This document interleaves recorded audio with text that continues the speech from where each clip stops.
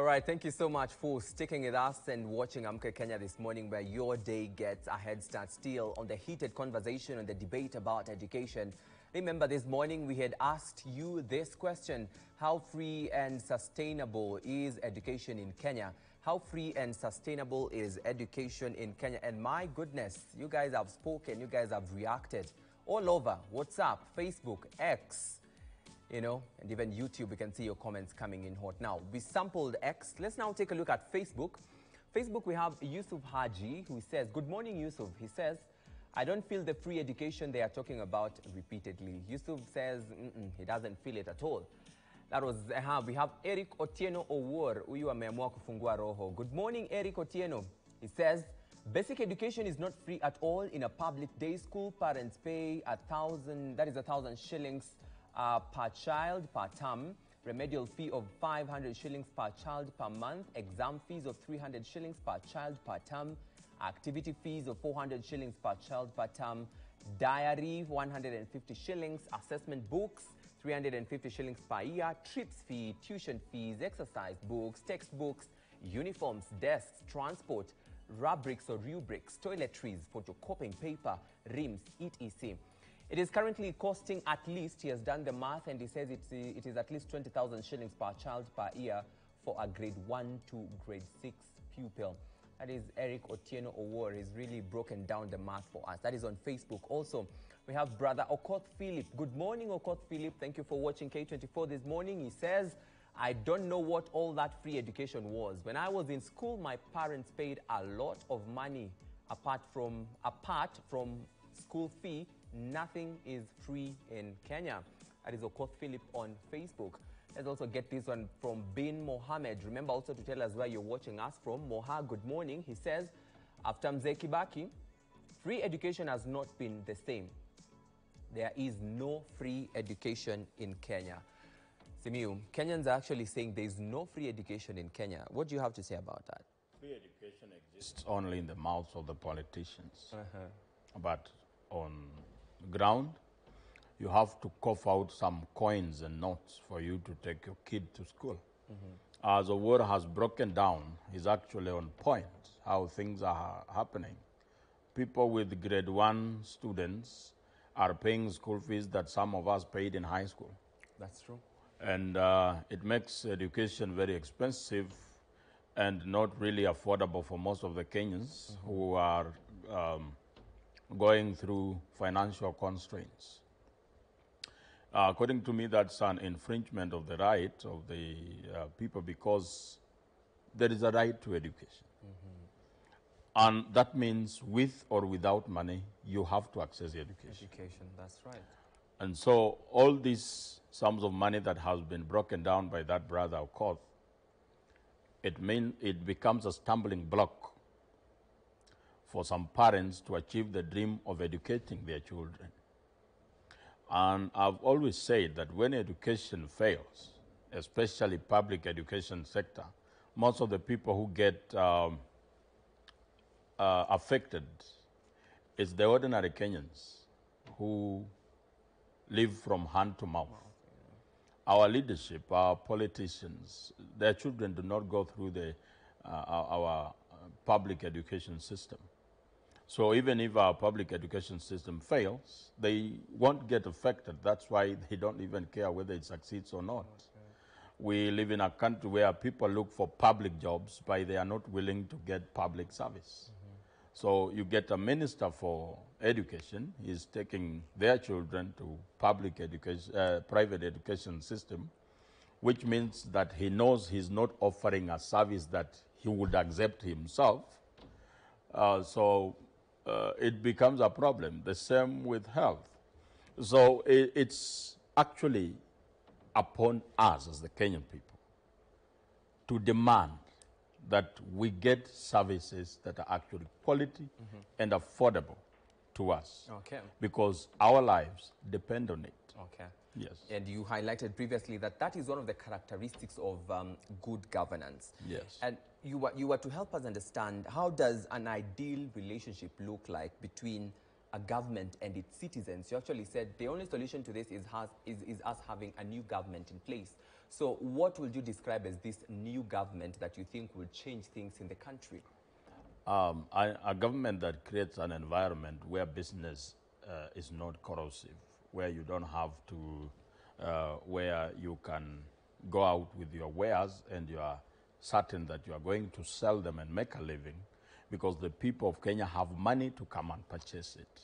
As it stands today, even business people are struggling because purchasing power in the Kenyan people has become very low. And people who are saying selling luxuries are actually just surviving because people have resetted back to basics. So an ideal government that people can be actually proud of is a government that guarantees security, a government that makes you not to worry about your life, a government that doesn't have to force you to go to protest to get very basic things. We need a government that does, it's accountable. For example, in this government, a while ago, I don't know how many months ago, the Auditor General said that 1.3 trillion had been manually withdrawn from consolidated fund. The response from the sympathizers of the regime was out of this world. They called the Auditor General corrupt. So I don't know how to define corruption, but if highlighting something that has happened against the law is corruption, then I don't understand corruption anymore. As it stands today, the same Auditor General has said 44.8 billion from each citizen is missing. At that time, around the same time, the Treasury says that we cannot sustain free primary and secondary education. It's not because we lack money. It's because money is being channeled through to other things. I don't know whether it's deliberate, but to some extent it is, because when you are leading a country that has people who didn't go to school, it means they are ignorant about so many things. It makes it easier to rule them with less opposition. The government today is having a very big problem because the people are so much aware. The young people that were taken to school for free by Kibaki are the ones that are putting the government on toes. So how do you ensure that the next government does not go through the same problem of handling people who are so educated yet jobless? You curtail them from accessing education. And that's why you can see all these gaps. So an ideal government is the one that makes all these fundamental basic rights achievable and accessible by Kenyans, and you can actually thrive. Right now I know that if I was to get a problem in another country as a Kenyan, this government will not give a hoot. Other countries care about their citizens. In this country, we borrow a lot of money, but there's nothing to show for it. Some countries borrow money and tax their people, but you can see the services. They actually do that, and they have some money set aside that they can even use to wage war to other countries. In this country, we borrow, we get overtaxed, but what do we get in return? What we get in return is vitriol from our leaders and second-generation services. There has been, you've mentioned about having a good opposition in check, and it's a question that has been grappling, or Kenyans have been grappling with this question for the longest time. They are saying all this is happening because we don't have an opposition currently, or we are lacking people to keep the government in check, so the government is operating in its comfort zone. Is this true according to you? You know, one of the biggest advantages that President Ruto is having, and something that is giving him a chance to breathe, is an opposition that does not have the moral authority to question a government on anything. Therefore, the people who have assumed the role of opposition are the ordinary Kenyans. There is no center of influence around opposition. Because if we talk about police overzealousness and use of excessive force. And let me say, for example, if former Deputy President Gachagua condemns it, then we just flip through the clips a few years ago when he was still in government. The same things were happening. Did he talk? No. Some of these people who are in opposition, when you give them a chance to talk about anything without engaging in tribal bigotry, they have nothing on the table that can show us hope in the future. And when we look at the legitimate opposition, which is supposed to be the Azimio side, do you think if maybe they wouldn't have joined government, things will be a little bit different? We would not be where we are.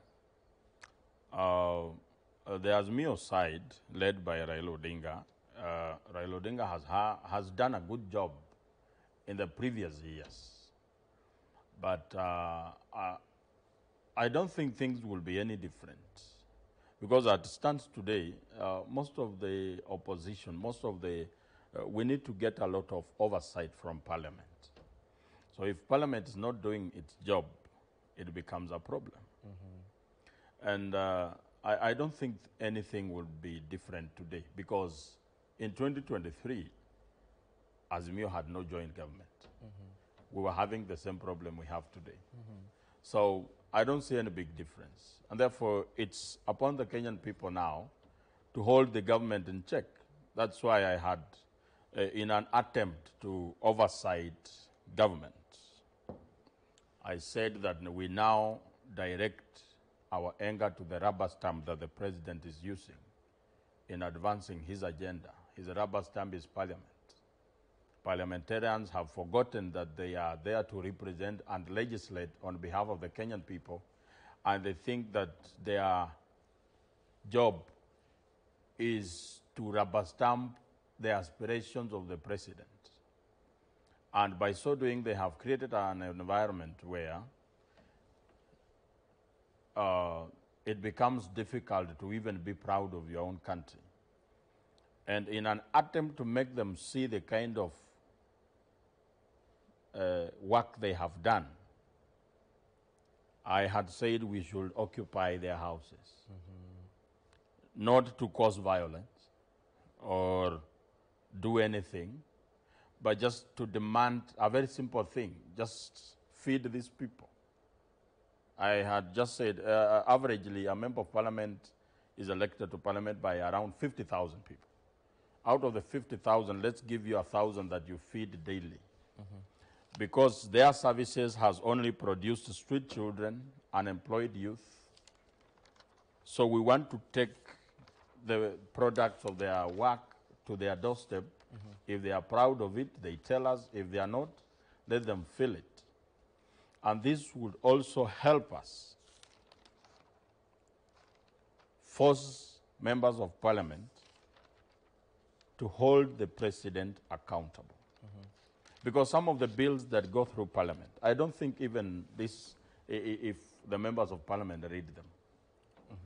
That's why when we rejected the finance bill, some of the members of parliament who were telling us that it has to go through, when the president said that he will not sign it, they stood up and clapped. So that begs the question, did they even know what they were supporting? So are we justified to say that now Parliament has been captured by the executive?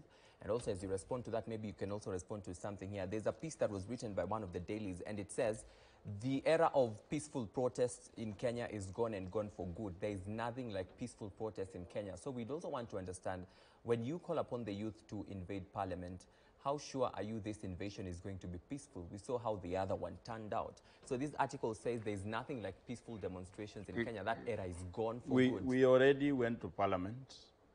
And the reason why Bunga la Mwananchi has gained popularity is because we are enjoying the gap left by the National Assembly, talking on behalf of the Kenyan people. They are talking against the Kenyan people. And therefore, as I said, we will not be going to Parliament, to the homes of the members of Parliament. Members of Parliament who have abdicated their duty. They have metamorphosed from being watchdogs to lapdogs. And therefore, we should remind them of their work. How do we remind them? Just show up at their doorsteps and say, hey, we are here to eat in the morning, eat lunch, then eat supper. Then tomorrow we will come again until the economy stabilizes. How do you think these legislators are going to deal with you? Because you just stormed into my home unannounced and you demand for food. How do you think they are going to deal with such people? It's them to decide whether it's going to be peaceful or we are going to have confrontation. It's them to decide. Actually, it's not about us. Like the question you've asked when you call for protests, how do you ensure that it's going to be peaceful? It's government that decides whether protests are going to be peaceful or not. People are usually very peaceful until the government starts to riot. So when I am just carrying a flag, a bottle of water, and a phone, singing a song on the street on Muindembingu, then you tear gas me. What do you want me to do? I try to run from this side, I see police. I try to run from the other side, there is police. I have to ensure that I'm safe. Sometimes people are forced to engage in defensive violence. When you come to me offensively violent, my survival instinct tells me that for you to survive here, you have to go through this person. And therefore, it's the government that has the mandate to ensure that protests are peaceful, not us. Ours is to call for peaceful protests and tell Kenyans that, hey, we are going through to the streets and we are going to be peaceful. The other day, the last maandamano, where there was rampant looting in Nairobi, we had two sections in this city. From Tom Mboya going upwards, we had protesters. The other side, we had looters. But the people who sustained gunshot wounds, injuries, are the people who are on the upper side of Nairobi, people who are not looting. There is no shop that was looted on the upper side of Nairobi, but the other side, shops were razed down. But there is no one goon, who was shot or arrested. What does that tell you? The looting was engineered by government. Yesterday, you saw goons being protected by police, attacking the motorcade of the opposition, Senator Matthew's motorcade. What kind of, how do you want, the government is making a very big mistake. They're building confidence in the minds of the criminals. If you can safeguard a goon carrying a crude weapon, supervise him wreaking havoc on the lives of the other Kenyans, what do you expect them to do tomorrow? Is this an indication that the government is now fearing its own citizens? Yes. If there is anything this government fears, it's its own people. Because they know that what they are giving them is not what these people want. Okay. Yes. And talking of yesterday, you've touched on something to do with yesterday. And also yesterday, there was quite a development in the political arena, because I want us to touch on the political space just a little bit before we wrap this up. We saw the former deputy president giving unsolicited advice to Raila Odinga. And he told Raila Odinga that he is in for a con game by President William Ruto, that President Ruto wants to use him and then dump him at the appropriate time. He actually called it a con game. One of the